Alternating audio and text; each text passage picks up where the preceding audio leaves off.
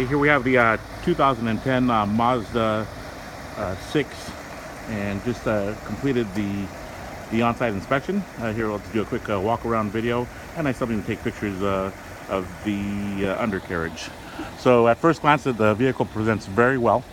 Looks pretty clean, but you can see some slight discoloration between the front bumper and the rest of the panels, which we typically see. These bumpers, they're always getting painted because that's what always gets hit first, it seems.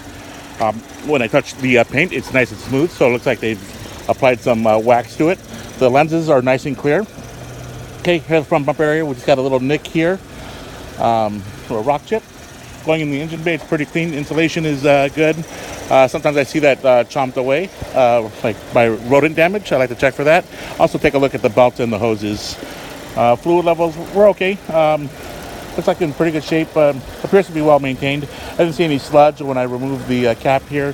And when I checked the oil, it was just, I think, maybe a half a quart low, if not a quart. But I'd probably recommend replacing the oil just based on what I saw.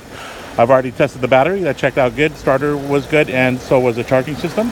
So you can see that the engine bay is nice and clean. Okay.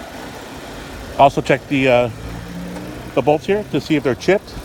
That's a good indication that it's been worked or repainted for whatever reason. Okay. We got a scrape here on the front spoiler. Okay. And then I'm going to try to get in there and get a shot of the brake pads. Sometimes I get lucky. But you can see the rotors, they've got some scoring, so those are that's going to need some attention, right? I haven't road tested it yet, so I don't know if there's going to be a shimmy or not, or a pulsation when I apply the brakes, but definitely the surface should be smooth. Okay. Windshield, didn't see any obvious chips or scratches or cracks. Roof line looked good. Sunroof panel nicely aligned as well. It's something I always like to check. Right, the mirrors were all nice and tight. Body lines look like they're in good shape. Okay. Same with the back tire. Let's get the reading here if I can. Okay. Yep. All right, so this area here, it looks like it's been worked. It's been painted. I did get a high reading on the meter, and I can see like overspray here in the gas filler compartment area.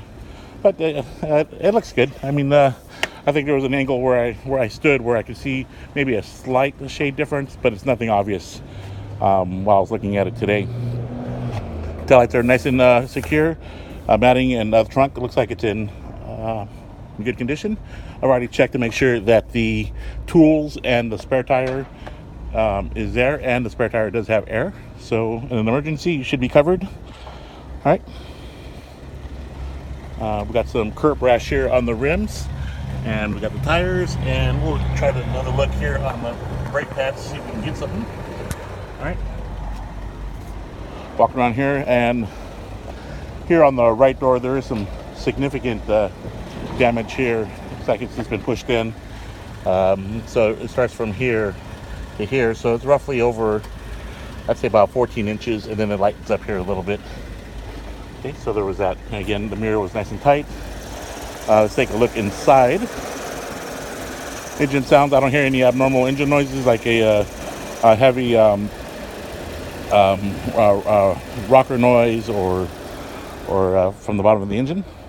So you can see I've got lost for words. Okay, door panel looks good. I've already checked the operation of the windows. They all work. They don't make any noise. The mirrors adjust. Power door locks work. Windshield wipers work. Wipers are clean. Horn worked. AC blows cold. Heater is nice and hot as well. The radio turned on. Couldn't test the satellite. It said no disc there. Mileage is 63,775. There's no fault lights on, but I still need to run the computer scan. I've also put the car in park into reverse and drive with the parking brake set, so to make sure that all works good. The seatbelt's all engaged. Sunroof works nice and smooth, and the shade does not bind up, so that's good. All the lights work, and the sun visor, those are in good shape as well. Right, going here to the back section here area. Looks pretty straightforward. Don't see any signs of excessive use. Just noticed that here in this area, the rubber is cracking, so it's probably where maybe something happened here.